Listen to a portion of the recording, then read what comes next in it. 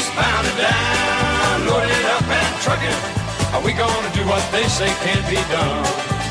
We've got a long way to go and a short time to get there.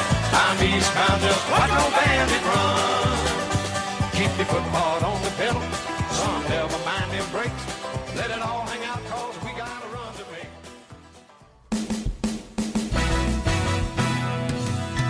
Some say they like coast to coast, but on demand, raw and uncut interviews, and all without no ads. One says false and one says true, and the rate you sing grows too. Grimerica is here for you.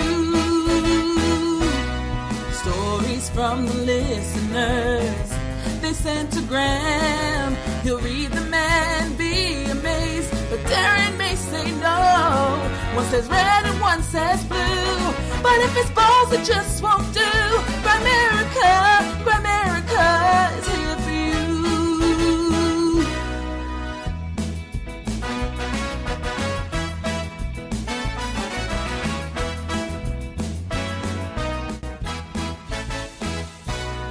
Okay, guys, welcome to the Grimerica road trip special, or bonus, whatever you want to call it.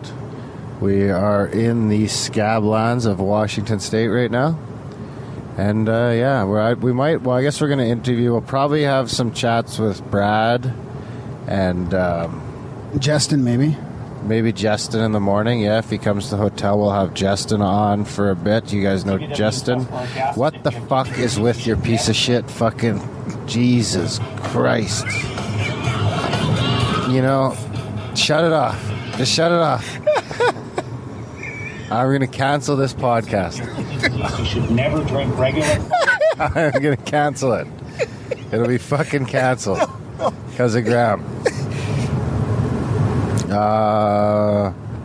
Shawn. So maybe we'll chat with Brad and Shawn back at the hotel later, whenever we stop driving. But first, well, as always, Graham. I got so many things. It could be Graham. Does this thing have to be on? Graham, I pissed 4 times to your 1. Dunlop. I was going to say, you have your mic on? I think so. Okay. Yeah, believe it or not, that's important. So here we are in the scablands of Washington. We just kind of figured out what exactly they were. Well, I think Randal was here with Brad and them guys looking down. Yeah, it's a shame. We missed Randal by 1 day. Yeah. So it's too bad. We should have just came last weekend. What stopped us? Nothing. No, I think we were busy or something. Yeah. I can't remember what came up. Anywho. Yeah, so we just missed Randal. I think him and I'm not sure if Brian, I know Ed Nightingale was here. And so was maybe Brian Lord. I'm not 100% sure on that. I don't think so. I think it was everyone but one, which would have only been Bill, because I know Bill's not here. Oh, okay. Anyway, Brad and them are still here, so we have been driving since around 7 a.m. this morning. Yeah, pretty much all day, but it's been fun. It's been 10 hours. It went by really, really fast. 10 hours of driving. We had a bit of a scare at the border when the guys told us to pull aside and took our passports. Yeah. We thought they were going to rip the car apart, but... it wasn't too bad. It's funny because they ripped the other guy's car apart, but not ours. And they found an apple in the Mercedes behind us. Tough luck, bud. You said you had no fruit. I wonder what they did to us, you know? It'd be funny to know what they did, because we just had to pull over, they ran something, and then they brought us out our passports and told us to continue on our merry way. Yeah, so obviously they didn't, check out too much of the Grimerica show. They did not find the podcast. My concern was that they would search our bags, and I have a whack of Grimerica magnets to post all over Washington and give away or whatever. And... of course, our Moa is smoking a joint. Hey, there's a cop right there. Were you speeding? No. So, that just opens up a whole can of worms. Even though I am a registered medical marijuana user in Canada, and it's legal in Washington. Mind you, we weren't driving into Washington, though. We were driving into Idaho, where it's not legal. Yeah. But since then, we've been through Cannabis Washington. Central. And Darren's... It's just on a giant billboard about going into an actual store and shopping. Yeah, we already did that. We just drove by a giant billboard that said Cannabis Central. Now, we're not condoning drugs at all, but I do think that there's healthy benefits to pot. I'm in Washington, so I am condoning drugs. And I don't partake anymore. It's not a drug here. It's just a fucking... medicine? No, it's recreational. It's recreation. So it's not... What do you mean? It's not called a drug? Is it a drug when it's legal? Alcohol is a drug, but it's legal, so we don't call it a drug. No, it doesn't have anything to do with the legality of it. Now it's just pot. So what was your experience like the first time in a proper store with different... I was a little nervous. It was pretty modern, eh? It was pretty modern. There was people to help us right away as soon as we walked in. We had an associate asking us what we were into. And what did I end up getting? I ended up getting a gram of Kush Dream 3. You're going to list it all out, are you? Which was a nice sativa. What else? I can't remember. A Blue Dream. That's how it happens. A Lemon OG. Blue suede shoes. Some hard candies. And so far it's been real pleasant. And then I smoked my first legal joint between there and the health food, or there in the supermarket. And then as I got out of the car at the supermarket, walking to the supermarket, I was done. And then it kicked in the supermarket, which was an interesting experience because whether it's subconscious or not, and I've never been one to really be real ashamed or worried about my pot habit. Even before I was a medical user, I just never really gave a fuck. The only time I give a fuck is when I'm with my kids because then, it's just not good. But here I don't have to give a fuck. So I know I reek like weed. Doesn't matter. I'm not driving, so I'm completely within the letter of the law. Right. So that's been interesting. It was a long time coming from the 20 years. It's pretty fascinating how as soon as the legalities opened up, all these places popped open, right? And they're able to start fresh, like modern-wise. Like, well, it's nice here in the States. And the billboards and everything. I don't think it'll be like this in Canada. Right? Why?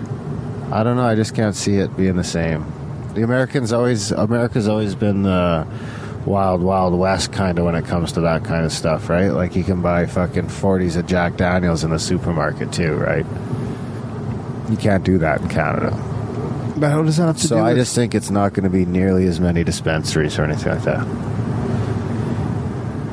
I think it'll be... It's a lot more free markety down here, you know what I mean? Compared to Canada, I think there's going to be so many hoops you have to jump through. It's going to be more like... There'll be like 3 or 4 as opposed to 20 exactly. kind of thing? There'll be, what about the specialized products there might be a bunch of different stores, but they're fucking all going to be from the same people. Instead of here where it's just a bunch of different little one-offs, it's just going to be like Players, Demore. And they'll have all the different strains and stuff like that, but I think you'll just have a couple chains. And I just think that's the way Canada works. Right. I think we're almost worse than the States in that in a lot of ways, yeah. In a lot of ways. But maybe that's just because it's marijuana, because I don't know that it's still like that. For what other industry could you say in America that's still like that? You know? I don't know, but the gas stations aren't like that anymore, you know? There was a time when all the gas stations were kind of different, or, there was a lot more of them. Now you see, 4 different kinds in Canada? Shell, Petro-Canada, Fast Gas, Esso. Yeah, that's about it. There's not too many more than that. I'd say it's the same here for gas stations and supermarkets. No, but the other side of that is how lax we are with marijuana already, right? All over Canada. Like, down here... They're much more strict unless it's legal. But up there, it's just a little more easy, right? That's right. Just keep talking. I'm texting with Brad. So I'm interested to know when other drugs become legal, like psilocybin. Hey, how do we get to exit 182 so fast? I don't know. I think you're fucking dreaming if you think psilocybin's going to be legal in our lifetime. Oh yeah, it's coming up pretty quick. No, I don't think so. Yeah. No. Yeah. No. So you think there'll be a store like that with all different strains of different psilocybins? No, because I don't think mushrooms will be legal in our lifetime. I really don't. They should It be. seems like we must be almost through the scablands now because there's like shit growing. That was pretty weird little part of town, eh? Yeah. So it's like there's like this weird grass growing, and we were wondering why it wasn't green, because before Spokane everything was incredibly green, and in Spokane everything was incredibly green, and then as soon as we got out of Spokane everything was just yellow. First it was yellow and pine trees, and then it was just like yellow, and then you can see there's little outcrops of hill that is just like literally a layer of grass on top of rock because the water that fucking rushed through here. See, I guess it's like everyone agrees that it was all from cataclysmic floods. They just disagree on why. Randal says it's from asteroid impacts, and they say it's from glacial dam bursts. But there's nothing there. It's just grass on top of rocks for 100 miles? Yeah. Crazy. Tough place to eke out a living. Yeah, you can't even really farm or anything. There's some cows. No, yeah, that's what I mean. I think we're starting to get through it. So, speaking of psilocybin and stuff, I do have I don't think it'll be legal. I have a trip report that it's kind of proves, doesn't prove it, but, Sure. it shows of some Oh, that's our exit. fairly positive That's our exit. experiences. So right now, Okay. there's all the McDonald's. Carl's Jr. Oh, the jalapeno poppers are so good. Okay. Should I play this little trip report? You want to try using my voice stream since I can't read? Yeah, wait. Let's make the exit before you start doing shit while you're driving. Okay, we'll just keep talking about that then. About what? Are we recording? Oh shit! No, just kidding. We're recording. So yeah, we are stateside. It doesn't look like we are gonna do a whole lot more than drive this trip. So you know what? George is probably just pissed right now. I've been just yapping, and there's no guest. Oh, there might be guests later, but Oh yeah, tell us about that. the Twitter fight. Yeah. Well, it was just nothing. There was a tweet came out this morning that said Somebody was really annoyed by you. somebody. They Yeah, couldn't people. listen There's to a you? lot of people that don't like me. More people like Graham than me, and I'm okay with that. I seen that coming, but it was a funny little back and forth. So we could run through it. So the tweet came through that said, "Darren is so annoying. I almost can't stand it. I want to skip the portions when he speaks, but I don't want to miss anything." To which I replied, "Haha, fucker, deal with it."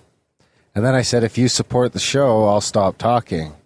And then Redacted, our buddy Redacted, who's part of the UK posse, jumped in and said that if I stop talking, he's going to stop supporting the show. And then Ulysses, one of our bloggers, says he'll donate $1 for every minute that I talk in the next show. And Redacted has matched that. And then George says he'll donate if he can designate it as Team Graham. And then Redacted says he'll double that donation for a Team Darren shirt. And then blah, blah, blah. And then he said George says he'll pledge $100 if I can make a Team Graham shirt happen. And then Redacted says, will you let Darren speak once you've got your Team Graham miniskirt on? And the funny thing is, you can actually get Grimerica miniskirts. You set that up? I don't think I've actually switched it on for anything, but it's just a matter of switching it on and doing a little bit more designing. So if anyone does want a Grimerica miniskirt... Am I going north here on 17? North on 17, yeah. So what else did they say about you interrupting with your nonsense? That was pretty funny too. Then there was like you think, blah, blah, blah. You think I'm the one with the Yeah. nonsense, and really And he everybody says thinks no the opposite. because he steps on my esoteric roller coaster of wonderment with nonsense. He should have called it a roller coaster of bewilderment. roller coaster's a theme today. Roller coaster is a theme. I didn't even notice that. So he said Now, roller does that coaster change there. your mind on this? As Darren mentioned something No, about a that's roller why I coaster, had and then we roll- drove by a roller coaster. So Like, I was literally pushing like for the 10 synchronicity. seconds later. I was pushing for the synchronicity, and he's calling it a coincidence. So then, And it happened to me. That's my right. and he didn't realize that. No, I think that must be why I had roller coaster in my head. Oh, What was the context I said roller coaster in again? I don't remember. Anyways, we can Yeah, drop it. It doesn't matter. I wonder if that's why I had roller coaster in my head. So anyway, Nap's working on some shirt designs. Right on. Thanks, Snap. Yeah. So you could be able to get your Team Graham shirts, you fucks. So now we're in Moses Lake right now. Oh, look, an old school water tower. You'd think there'd be more Indian shit around here, you know? Yeah, there's not really, eh? Or is this like, You know what? Yeah, we're driving through Moses Lake, so we're about, I guess, we're going to be checking out some caves, hopefully.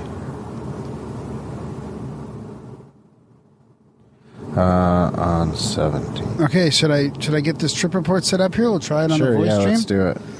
It's just kind of appropriate to our conversations today, and once again, like, we don't condone. Condone? You don't condone things? Condone the use of drugs and stuff. I don't actually even partake, but there's some healing benefits. There's some healing benefits. I advocate. So listen to the guy who says do you have a jingle for the trip report? Handy? Yeah. You were supposed to get it already. I was supposed to get it already. It's 4:20. That's pretty coincidental, too. Here's a question. How does my iPad know the time's changed if it's in airplane mode? That is a good question. How much is that going to cost? It cost $50. There's $50 to put it in airplane mode. I was too late. I waited too long. Fuck. I bet you that was. You think so? No. You did it right away as soon as you turned it on. But how does it know? I mean, airplane mode must still do some sort of light. Okay, what am I doing? What jingle? Where am I going here? You're going just north. I thought we had more time without having to worry about turns and stuff. Just keep going north, I think. We're on 17 north, right? Stay on 17 north. All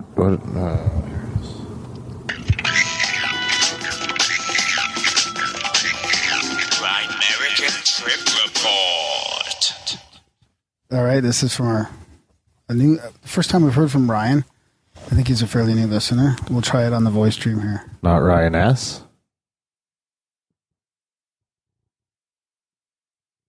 Hello, Grim and Darren. This is my first time spamming, but I've been a somewhat frequent listener for about 6 months. I've gone through most of your podcasts, even listening to the back catalog. Anyways, I was hoping you might read my trip report on your show about my experience one night with some friends on psilocybin mushrooms.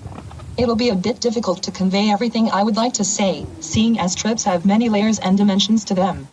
I will try my best. I was an avid partaker of mushrooms. My first time was with my best friend, and I had taken mushrooms ceremonially by myself many times, seeing as I trusted my own inner guide. I have had many good experiences communing with the infinite while on mushrooms.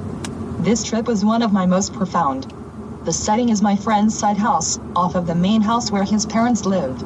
Me and my friend had gotten magic mushrooms and were going to eat about 2 grams each. We took them with orange juice, seeing as vitamin C helps the high, or so I'm told. I put my half of the shrooms in the OJ and decided just to drink them while they were just a bit soggy, rather than eat them and wash them down with the juice. I had finished mine and saw that my friend was struggling with getting them down. He had about 1 1/4 of his and gave me the rest. I felt fine eating the other 3/4 of a gram because I had taken a full eat before many a time. We decided to put on the album Pink Floyd's Dark Side of the Moon to start getting into the trip. The effect of the mushrooms seemed to hit us at exactly the same time. The music played almost out of time, while also keeping its structure within time. We made it halfway through the album and decided that the music was fucking with us too much, so we decided to sit and chat about whatever came to mind. After a while of talking about our trips, I got really paranoid because I heard a bunch of dogs barking for what seemed like hours on end. The snarling, the barking, the city sound of sirens and nightlife bustle. I had put myself in a fear-mint state where I believed that the dogs were police dogs, ready to bust us for taking mushrooms. My friend reassured me that that was just me getting into my own head. I settled down and started to feel the shrooms kick up the trip a notch. I was watching pictures on the computer screen blend and some music was playing. I sensed something that I can't describe in any other way than I could smell the colors the screen was showing me. The music added an ambience that made the intensity of the colors smell increase. I tried to describe this to my friend, but it sounded to me like gibberish. He nodded to me, as if he was experiencing the same thing. We were tripping out about this, and when it subsided, we stood there pondering what could have caused the sensation. Something dawned on me. Life is a dream. A dream we never fully wake up to. Does that mean we never go to sleep? I was panicking again. I said that we had to stay awake for the rest of our lives, so as not to fall back asleep to ignorance. We stood in silence for what was probably about 5 minutes, an eternity in trip time. He said out of the silence, "Man, we can go to bed. We just have to fall asleep." So I was in the guest room on the side house when he went to his own room to sleep. I couldn't fall asleep. The ceiling looked so beautiful, with swirly patterns and dancing blue grays. I felt a presence in the room. I sit up with my feet dangling off the bed and sweep the room with my eyes. I didn't feel just one presence. It was as if many spiritual beings were there with me, sitting in a circle around my bed. They felt young, playful, inquisitive, almost intrigued by my reality and what I had to experience. I sat cross-legged and decided to invite all these spirits to listen. The room was very silent, attentive. All eyes were on me. I gave a history lesson. One that I made up, with convincing tales and accents from different languages about how settlers made their way in the world for it to become what it is today. I got a sense that my story of the world was appreciated, and I was asked to bow. I stood up and bowed, then danced, and then asked the spirits to dance with me. I felt like a young kid again, carefree and free as the wind. A greater presence grew on me. An overwhelming sense of wonder and a bit of fear was starting to form. The greater presence spoke to me. One that I swore could only be what I believed to be God. God told me that I'm his child. That he loves me so much, and that even when I do harm, or judge, or anything hurtful, he will always love me. However, he doesn't take lightly to doing wrong. He made it clear to me that if I wasn't going to change my ways, I would doom myself to darkness, for lack of better words. To this, he gave me a chance to speak for myself. Why should I deserve to be saved? This was my chance to prove to God that I was worthy of his love. I spoke as if I had just done something despicable, and had to ask forgiveness from someone I had just hurt. I said that I honestly didn't deserve his love. I was ignorant of the fact that every moment is a new chance to change, to grow. I had been selfish, mean, unjust, and uncaring before. I felt everything wrong that I have ever done, and sat with the feeling that I had done all of this, and had to accept my punishment. I was feeling as though this acceptance was part of what was healing me. I needed to be fully present and fully stripped away, spiritually and physically. This next part is embarrassing, but still is a part of my story that I accepted. I stripped what clothes I had on and stood before God, asking for his forgiveness. I asked that I be cleansed of all my wrongdoings, and shortly thereafter, I pissed myself in the middle of my friend's side house. I felt a heavenly presence wrap me in warm light, and it proceeded to cleanse me of the filth I stood in, spiritually and physically. I felt as if all the weight of the world was being taken from me. I was lighter, joyous, and filled with love. It was an appreciated kind of love. One that I knew happened because I was sincere with my plea. I was told that this gift that I was given was open for everyone on this planet. No one was exempt from God's forgiveness. No creature, man, animal, insect, etc. We all had this ever-present love and acceptance that we needed to open ourselves to, and open others to. Just like that, I was rid of all my sins, and forth came a vision. I never pictured anything like this before, but here I was, aware of my surroundings, but seeing a new world. One in which every atom of my being was love, spreading infinitely and expanding into every other animal, plant, and human on this planet. I knew that the way to salvation was to spread this love with every single being. This was the way to save the world. No one would be ashamed, because no one would judge. No one would be scared of someone else, because they could trust one another. No one would suffer because everyone took care of one another. This was the vision given to me by God. This was what my most powerful trip taught me. Sorry it's so long. I probably still didn't do it much justice, but I tried getting in as much detail as I could without sounding like some crazy guy on shrooms. Anyways, thank you for listening, and I hope maybe you could impart some of this message to your listeners around the world. It would mean so much to me. Peace, love, and light be with you. Ryan? Wow. Thanks, Ryan, for the email. Were you going to catch that, or were you just going to He said it was okay to read his name, too. He just said, if you wish, you could use Ryan M. So, anyways. I think he was saying don't say his name. Anyways, we didn't say it. Well, you can say his name, Ryan, so... Thanks, Ryan. Yeah, no doubt. I mean, he did a great job describing it. That was very articulate. Wow. And sorry we had to read it on the voice stream, but, we're driving. But I thought it was appropriate because we're talking about all these other, natural style drugs like That's right. weed and mushrooms and stuff. So Which will never be legal. Well, I mean... Mind you, I would have said the same thing about marijuana 20 years ago. So maybe we're 20 years away. Yeah, but they're already doing trials to help addicts with ibogaine and psilocybin and all kinds of stuff. That one legal. It's legal to me as recreational. If you're saying I'm walking into a shop, it might be very stringently fucking. It'll be more if it ever did become medicinally available. It would be more stringent than fucking like. Way the fuck more stringent than pot. It would be more stringent than Oxycontins and fucking fentanyl. It would be tough to get. I mean, that's the crazy thing, isn't it? We were just talking about that on the way in. Like, Oxy and fentanyl are big pharma legalized drugs, right? That's right. Fentanyl is a huge problem. They're in Winnipeg, they've got fentanyl.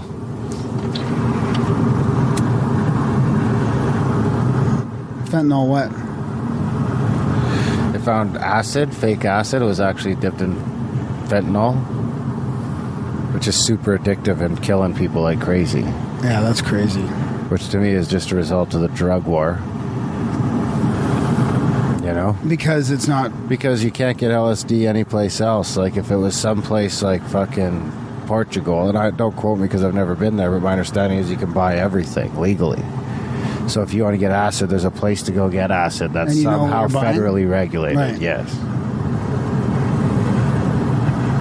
So people don't have to try and get the prescription stuff like Oxy and fentanyl and then... Yeah, well then there isn't people selling... No, that's just people fucking trying to make a quick buck. Who gives a fuck? They don't think about the repercussions. I mean, people wouldn't be buying fucking sketchy drugs from street dealers. Right. They'd be buying it from someone who's been vetted. Right. But the legality also might increase the usage, so that's what people worry about, right? Like, friends of mine have worried about that for their kids and stuff, right? Like, that would increase the usage of drugs. Or make it seem like it was okay to do it. Whereas normally, if it wasn't legal, they might not do it. Yeah, that's the problem. But hey, that's the thing about a free society. I suppose you got to decide if you want to actually live in an actual free society or if you want to live in a fucking someplace where they can find it anyways. The government decides. Illegal, yeah, right? The government decides what's legal, and then it pushes the whole thing underground. So I would argue that your kids are less likely to get their hands on LSD if the only place you can get LSD is from a fucking pharmacy or whatever that's selling it, and you need ID to be over 21. And if you get caught fucking giving LSD to a kid, you go to jail. So now, kids can't buy LSD, and nobody's dealing LSD on the street. There's not any money in it. The money in the market, the market to selling to fucking people under 21, I would argue, isn't enough to be worth the risk. You've taken, probably 90% or 80% of your market away. So now you're selling drugs. The crime's still the same or worse, but the market, and the only market is kids. And you put money into awareness and because everyone for addiction because and you tax it. Yeah, and that money goes towards that shit. Right. Whereas, like in Europe, where they have a respect for alcohol, like people they drink wine with their family, and you can go out in the park and drink wine in the park. Like you can't even have a bottle of wine in the park in Canada. Yeah, that's right. And they have less fucking teen alcoholism and shit than we do. And then America's probably even worse because it's 21, and then they're just binge drinking once they reach age, right? Yeah. I mean, it's pretty crazy. But what do I know? We're just speculating. I'm just speculating. Well, we've both been to the Edge and back, so we've got a pretty good idea what the culture's like. Yeah, personally, like that, yeah. I know, and that doesn't seem to be, I mean, it's probably not, we both come from it, but it's probably not the only culture in young fucking adulthood, but well, I know it's definitely a very predominant one, you know what I mean? It's when I was partying, it's not hard to find people to party with. There's a large section of the population, I would say 50%, that's drinking too much. Right. Way too much. And the problem about drugs is, like, from my experience, when I had a problem with it, I was quite ashamed, right? Like, I didn't want to tell anybody, right? I couldn't tell anybody. Like, my problem was I had to try to fix it on my own, right? And then it just got worse and worse. So, I mean, that's right. if there's more acknowledgement of it and respect for it and less shame about it, it would be easier for people to discuss it. That's right. Like, I just had to hide it from everybody. I mean, that's my issues as well. Like, I'm not blaming society for that. That's my own issue, but it definitely made it worse that that it was such a stigma, right? Fucking little houses out in the middle of nowhere, right? Yeah. It's weird to me. Anyways, that's pretty heavy talk. Yeah, that got out of hand quick while I was smoking a joint. Thanks for the emails, and yeah, man, I love hearing from people. We got a couple more. I'll save them for the next episode, and we're sitting down in the studio. Ironically enough, we support the show. Yeah, I won't say anything about that. Go ahead. Support the show. I got a little out of hand at the fucking dispensary. The Grimerica bills might bounce. No, that wasn't bad. What I spent, $70, $80. Yeah, that's not bad for my first time. Yeah. If I wasn't leaving tomorrow, the fact that we're leaving in less than 24 hours maybe makes it worse. But support the show. Grimerica.ca/support. Help keep us ad-free, sponsor-free, bullshit-free, and it also. When the bills are picked up by the listeners, it leaves us free to do these little trips and stuff. Yeah, exactly. Yeah, thanks for your support. And there's lots of ways to get in touch with us. You can check out the show notes. Every single link is in the notes for how to contact us, and also stuff we talked about. If we talked about anything worthy of a link in the show notes. And by pay the bills, I mean just the podcast expenses, not our bills. Not our bills. The fucking fixed bills just from the studio. Because when I was shelling out $100 and $200 a month to pay for my podcast hobby, there was no extra money for road trips. Yeah. Well, we squeezed out Paradigm. Yeah. That was before podcasting. No, not the third one. But we fucking drove there too. Fuck, we drive. Yeah. Idiots. Anyways, so I guess we'll be on with Brad and Glenn later, and probably Justin too, hopefully, at some point, and then we'll... Justin tomorrow morning, and then maybe we'll get back on here for another, thing at the end of the trip.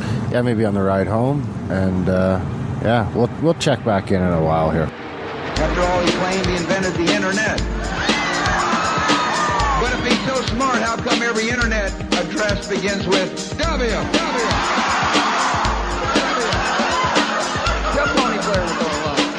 Tell Tony Blair we're going alone. Tell Tony Blair we're going alone. Tell Tony Blair we're going alone. Tell Tony Blair we're going alone. Tell Tony Blair we're going alone. Tell Tony Blair we're going alone. Tell Tony. And I saw an airplane hit the tower. TV was obviously on, and I used to fly myself, and I said, well, there's one terrible pilot. And I saw an airplane hit the tower. TV was obviously on, and I used to fly myself, and I said, well, there's one terrible pilot. Terrible pilot, terrible pilot, terrible pilot, terrible pilot, terrible pilot, terrible pilot, terrible pilot, terrible pilot, terrible pilot, terrible pilot, terrible pilot, terrible pilot, terrible pilot, terrible pilot. So we're here on our way to where are we going? Rock Lake and the Cheney Palouse scablands. That's right, we're going there. We're with Brad Young, Graham. We are driving through the scablands right now, and we went and checked out some pretty cool shit yesterday. We checked out the Grand Coulee. The Dry Falls. Climbed around inside her. Yeah, the 400-foot double cataract there in central Grand Coulee is, probably the biggest example on the planet of a recessional cataract. And we took a nice hike down in there, didn't we, boys? And then Darren says, ooh, let's see if we can cut through that gap right there for sunset. And perfect timing. Yeah. There was a sacrifice, though. There was a sacrifice made. Yeah, I did sacrifice my hat that I won at the golf tournament last month to the Coulee gods. Oh, you won that hat? I won that hat in a golf tournament, yeah. And, well, it'll win another award for flight time with the wind. It took it off your head. I think it was the longest putt. The funny thing is, it wasn't even really that windy, you know? It's not like... Yeah, it was windy. I said it to Lisa, and right away she was like, what are you doing climbing on those rocks when it's that windy? But, you know, it's just like a weird gust it caught. One little thing that came through that gap right there, yeah. Maybe because it was right. Maybe because it was a warm wind. Like, you know, you think of it as windy when it's cold and you're cold, but it was a beautiful warm wind. Yeah, so anyway, someone will probably find that hat there soon, I'd imagine. Yeah, we got to meet up with our friend Justin, too, and his fiance. They're friends of the show. Justin helps out with the newsletter, and he was going to come with us down to the lake here, but we just didn't have the time. So we're heading down here to check out some more stuff before we drive back. Well, thanks for breakfast, too, Justin. Thank you, Justin. Good stuff. So we are, it's quite interesting landscape here, too, eh? It's almost like Arizona-y. Well, it's a desert, so a lot of Arizona's a desert, so yeah, it looks pretty similar. Just a lot of scrubby grass and not too green, except little places along the way. But yeah, within the Cheney-Palouse scablands here in eastern Washington, it's just been scoured clean down to the basalt bedrock. You know, and it's so obvious now. You see weather forecasts or any of these national satellite maps, or even obviously on Google Earth, and you know, these braided channels of the huge catastrophic floods at the end of the last ice age just become totally obvious. If you realize what you're looking at, it jumps right out at you. But the thing is, they're 20 miles across and, you know, about 50 miles long, probably closer to 80. All the way down, ran into the Snake River in southeastern Washington. So yeah, we're going to go check out this scour trough, it's called. It's one of the larger ones in Cheney-Palouse that holds Rock Lake. So just to backtrack a little bit too, Brad was down here with Randal Carlson and his crew, and they were doing some more sort of investigation and research into this thing. And so Brad's putting together a lot of Randal's work into sort of more of a a digestible format, I guess. And chunks, that's what I was thinking. Digestible chunks. Yeah, digestible chunks. And then but what's the? I have a question then that probably Randal answered before, but like as far as the mainstream view of this Missoula flood and what happened, like the glacier that broke and caused this, compared to the sort of like this new theory that more of like a catastrophic event, of all these glaciers melting and flowing down here. What's the main difference in what happened then? Like not taking into account what caused it, but the effect. The effect, different from many floods, many floods. Yeah. The repeated ice dam formation. Oh, so it was a repeated ice dam thing, right? That's the going theory here. If I can pick out my road.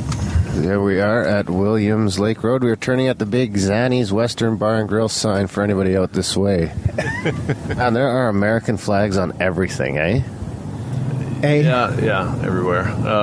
Eastern Washington University's around here, so you may have some people that know these little hot spots out in the trees, or the lack of trees. There's a definite lack of trees. It's funny, so in Arizona, do you have the same sort of landscape where, like, if you go dig a hole in the desert in Arizona, do you hit lava rock pretty quick, or is that something different? Well, some places. I'm certainly not an expert in that, but yeah, you definitely have basalt flows in Arizona, and this is very similar where we are here in the scablands to what's called the Mogollon Rim in central Arizona. Very, very similar features there. So back to that sort of big picture thing. So the mainstream thing is like more of many floods and many dam breaks, like glacier correct. Dam breaks happening over a longer period of time. And now this new sort of theory and evidence is showing that it was one massive catastrophe. Or two. Well, yeah, it's hard to pin it just down to one, but it looks like there could be two, or maybe as many as five, but not all the same quantity or volume. Yeah.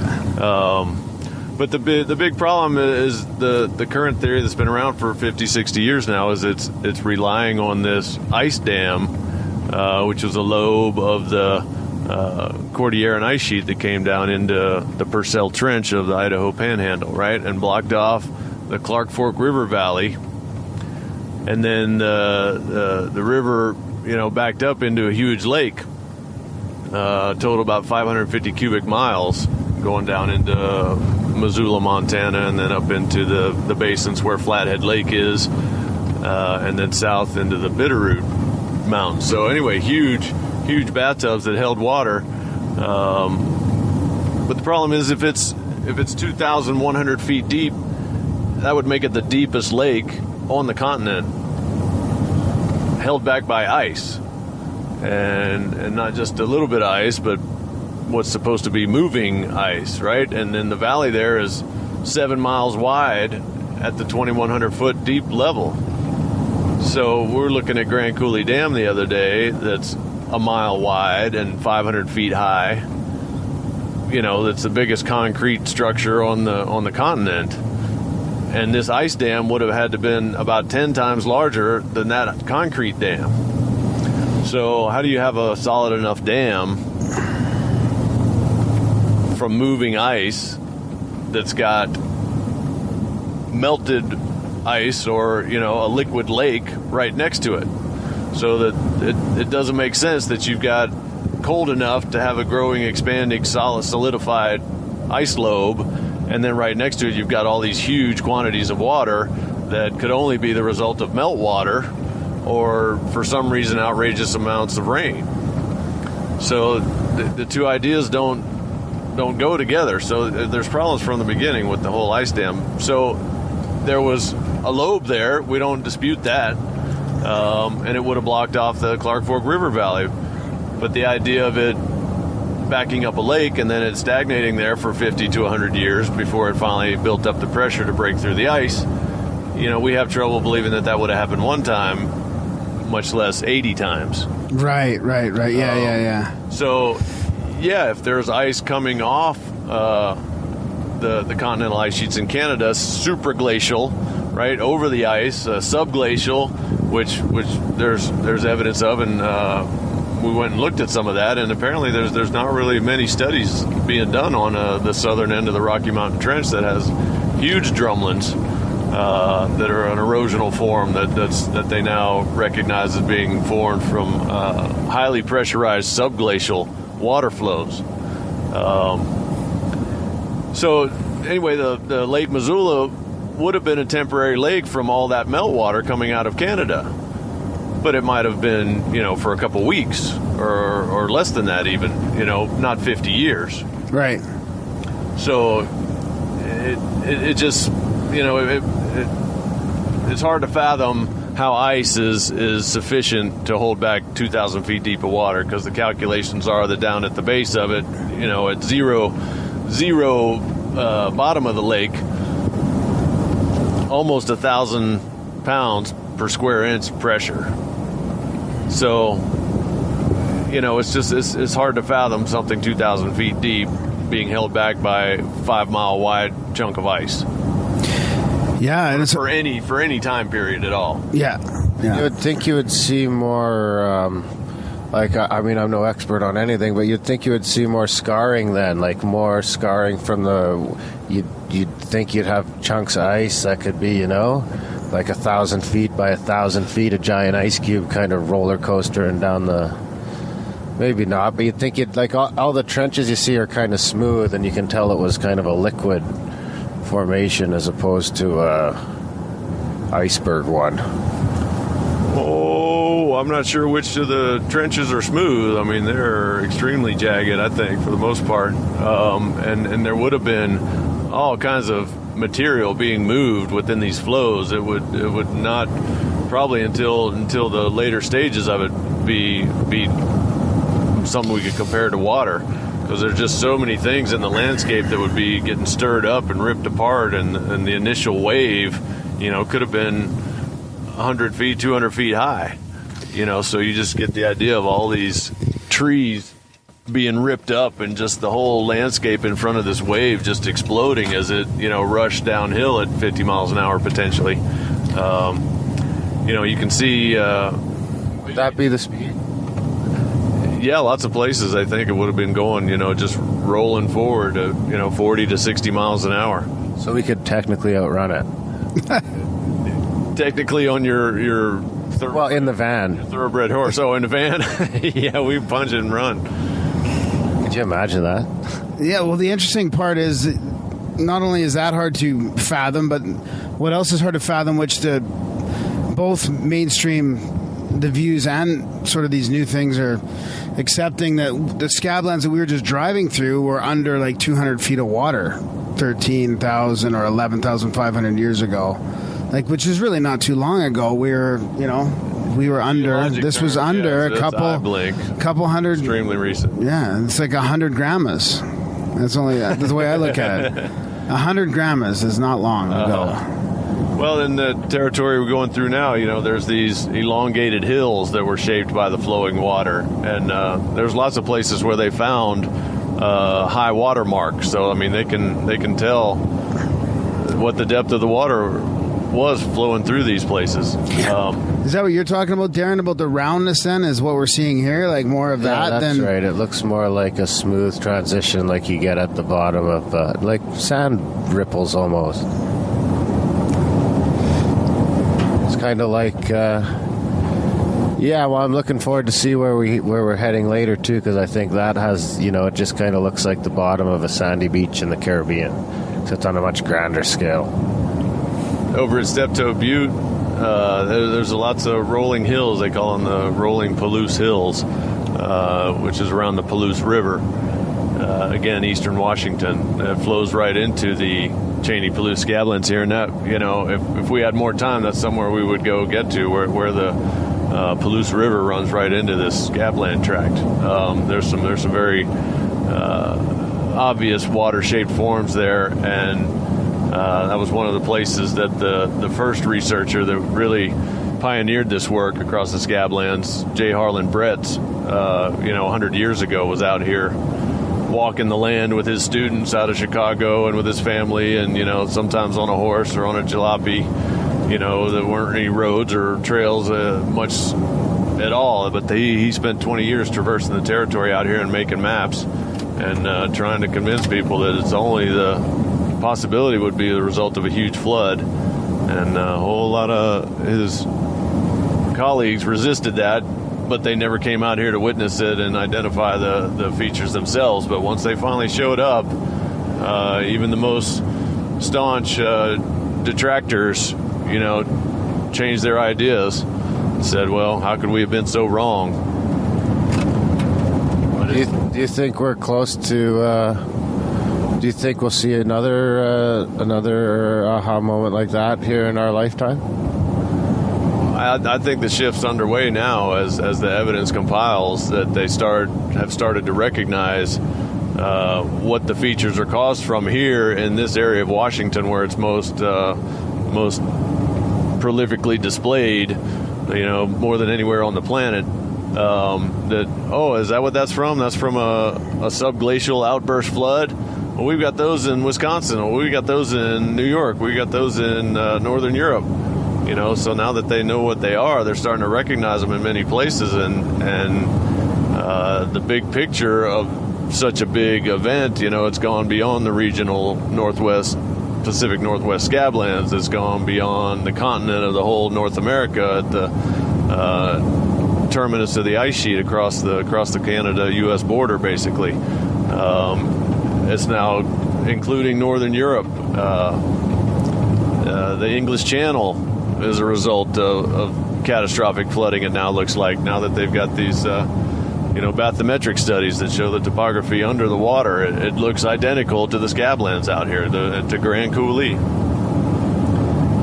So we have to make that leap from a local flood or a regional event to, occasionally the planet goes through sudden catastrophic destructive phases, and then it chills out, and it's pretty mellow and uniform for thousands of years. So that's kind of what we're in right now. We're in this Holocene that is the most recent era we're in, or epoch, and we're kind of deluded by the calmness and the stability that it's shown, even though it hasn't really been. If you look at the temperature graphs, there's been little ice ages. There's been There's been warming periods that are warmer than this, too, right? I mean, we're still not even at the warmest it point. was quite warm.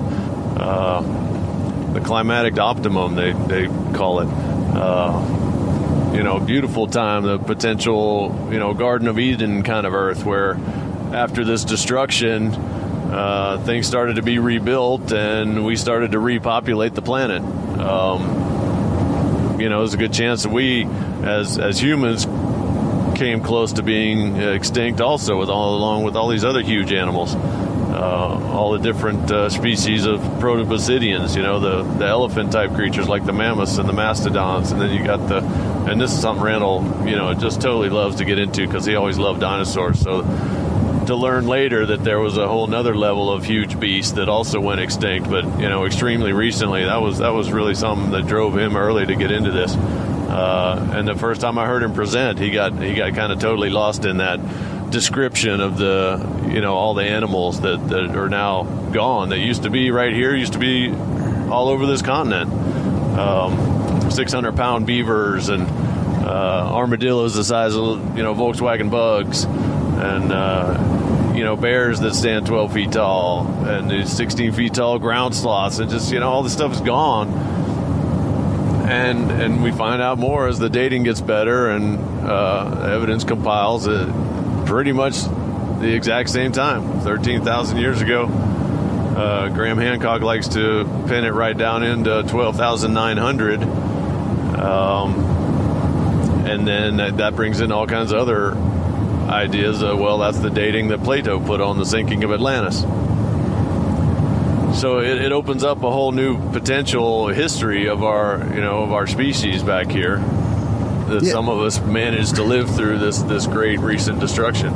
And honestly, that's what the legends of indigenous cultures around the globe say. Our people are descended from the survivors of a great catastrophe. Yeah, and then there's also that's worldwide. Sites like Göbekli Tepe and Gunung Padang and maybe even Easter Island or whatever, maybe some remnants of pre-catastrophic time. Yeah, absolutely. Very curious to find out what else they're going to learn about Gunung Padang there. I don't know if I'm saying that right, but totally interesting site that looks like it could be a pyramid 25,000 years old. So that goes back to a great year cycle ago, 25,920 years. Which there was a mass extinction on the Australian continent at that time. And then that's also some of the more recent dating of the impact structure in Winslow, Arizona. They've quoted a long time that's 50,000 years ago, but some of the more recent studies suggest that it was half that, possibly 25 or 26,000 years. Is that the one that's about a couple hours north of Sedona, kind of? Right. It's about a mile wide? Yep, it's a mile wide, 600 feet deep. Have you ever been there? Yeah, we've been there several times. And so they're saying that might have been like 26,000 years ago? Correct, yeah. Around which would have fit in with that catastrophe before the one that we're talking about. Right. So the timeline, Randal Carlson has created. I've been working with him since 97. We made the first trip out here in 98. Wow. So coming up on 20 years we've been doing this together. But he's made a very convincing timeline because he's gathered the evidence for all these catastrophes that have occurred. And basically just in the last 250,000 years even, which is about as far back as they've identified modern humans go. So that's kind of been his parameter for making his timeline. Okay, well, in the time that modern humans have been here, how many of these catastrophes that could have potentially wiped out our species occurred? And I'd say 3/4 of those that he's plotted out on the timeline chart match very consistently the cycle or the half cycle of the Great Year. So very consistently 13,000 years or 26,000 year. There seems to be some major event. And the bad news with that is that we were right on it again. Yeah. And a couple of comments just whipped by that we didn't even see coming.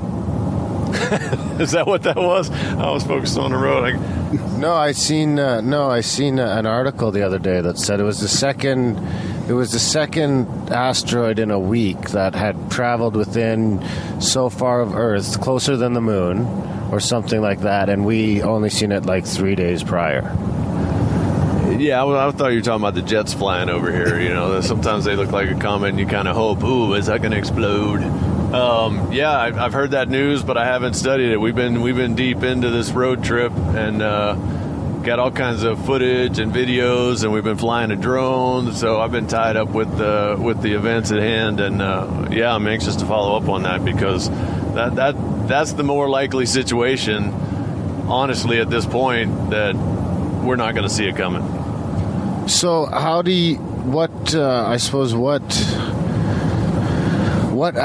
astrophysically could explain for that? Like, would that lead to precession being more of an orbit Galactic around something, thing? where like it's us being, maybe our stars also, our solar system's orbiting another something or else, so we're crossing a plane, or? There's so much speculation on that, Darren. I don't know that there's anything, totally affirmative on it. Ed Nightingale has traveled with us last year and was on the podcast with us after that trip. Came along with us this year too, and trying to get everybody initiated into his ideas. And there may be something real substantial within the work that he's doing that puts more science to the astrophysics of what may be happening with the trajectory of our sun and our solar system, how it interacts with cosmic debris or solar cycles, a different idea of what precession actually is related to the whole solar system and not just the wobble of our planet. Yeah, that's interesting. Yeah, because I can't remember who we talked to, but we've talked to a couple different people now that talked about the idea of the precession that we witnessed not being a result of Earth wobbling, but a result of our entire solar system kind of in a little mini orbit with something else, and that's what's causing the anomaly. That's a perspective I think definitely worth pursuing and trying to see what of the evidence makes sense. We're such infants, really, about studying what's beyond us, outside this planet. But it seems like we got it all figured out. If you ask Neil deGrasse Tyson, we've got this sorted. Well, let's go ask him. He doesn't answer. He won't answer. Well, we'll put in a special call. Tell him Randal Carlson's on the line. There we go. I wonder if he'd take the call. We got a cosmic catastrophe issue we need to be discussing here on a big scale. So that would just kind of be it, eh? Like, just fucking no more Grimerica, no more bumping into each other in Washington. It'd just be like, because, I mean, even on a small scale, if anything like that happens, like global communication, everything's gone, right? Most likely, you're going to have a disruption of satellite services, which so many things count on right now. So, yeah, you got to expect the worst. No power, no communication. No food distribution. No sunlight. Yeah, potentially no sunlight. Yeah, but that may not be a planet-wide situation, and not hopefully, but unfortunately, that may be what it takes. And I think a lot of people are saying that at this point. That they're foreseeing some sort of impact or airburst explosive event that's going to end up being over a populated city or region, and going to have some widespread effect that's finally going to make us realize, hey, this is a real issue. This is not some fantasy sci-fi program. This is the state of the Earth in the cosmos. Well, I've read before that if you took every human settlement on Earth and pushed it into one big urban development, it would only cover less than 1% of the planet's surface. So if you think the events that we have seen, like the one in Russia being the one I can think of that comes to mind, but how many are popping off over the ocean or over places in Africa where no one's got a phone or no one cares, or you know what I mean? Like, maybe that could be happening literally, you know, a couple of times a month or a couple of times a year at least without a human knowing. They've got their listening posts out there and in the atmosphere.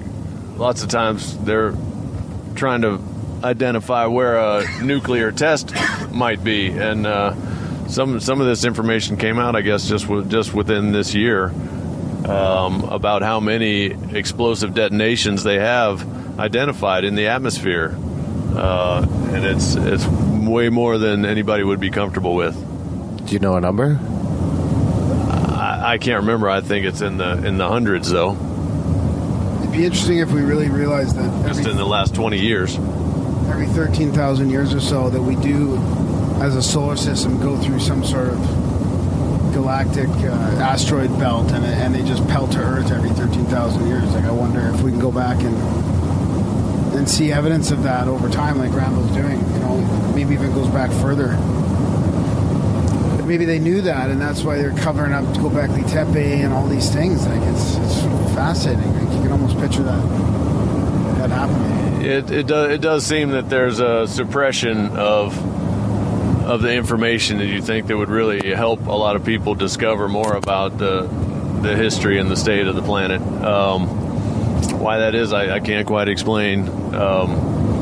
You know, we need to all live on this rock together, but that's really one of the bigger missions and purpose of publicizing the ideas that we live on a catastrophically vulnerable planet. That all our eggs are in the same basket here. We need to branch out. We need to be moving into space, whether that takes form of orbiting cities, bases on the moon, which, God, it sure does seem like that kind of thing's already happening or possible for sure. Now that they're recognizing that there are huge, mile-wide caverns inside, the surface of the moon, that whole cities could be built in and perhaps already are in some ways, because all the,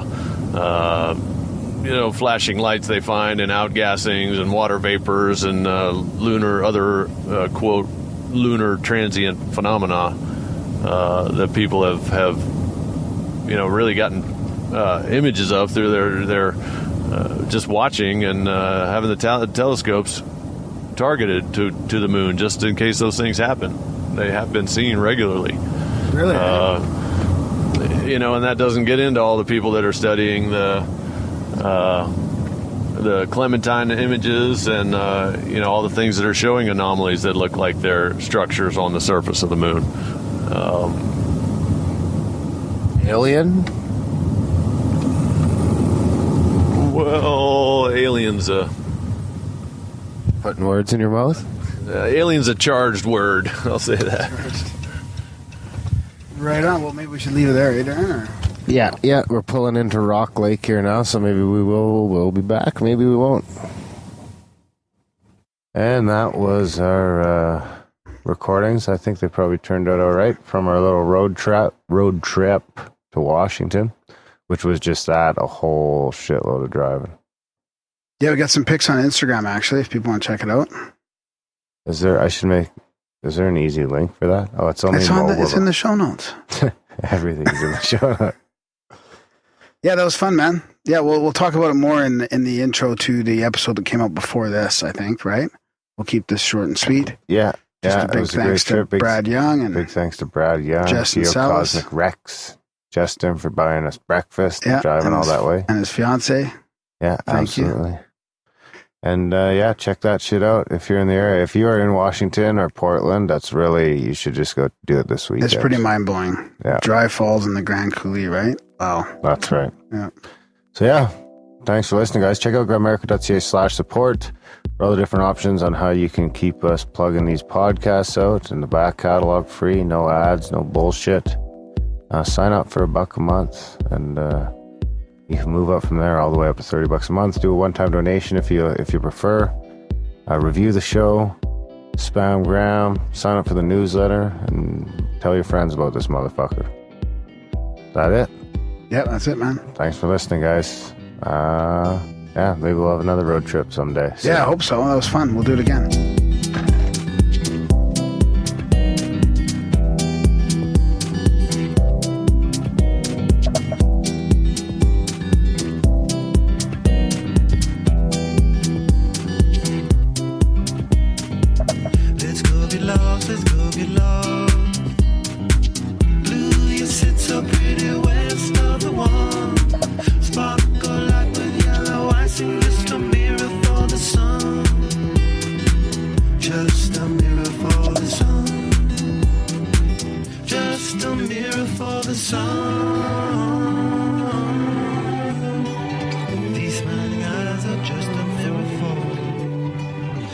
Let's go get lost, let's go get lost. Blue, you sit so pretty west of the wall.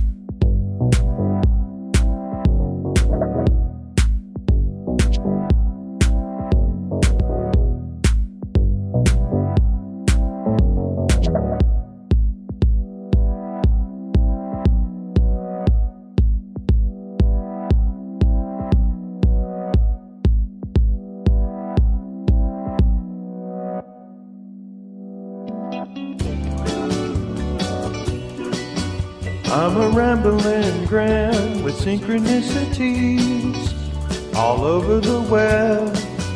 And Darren is skeptical about everyone and don't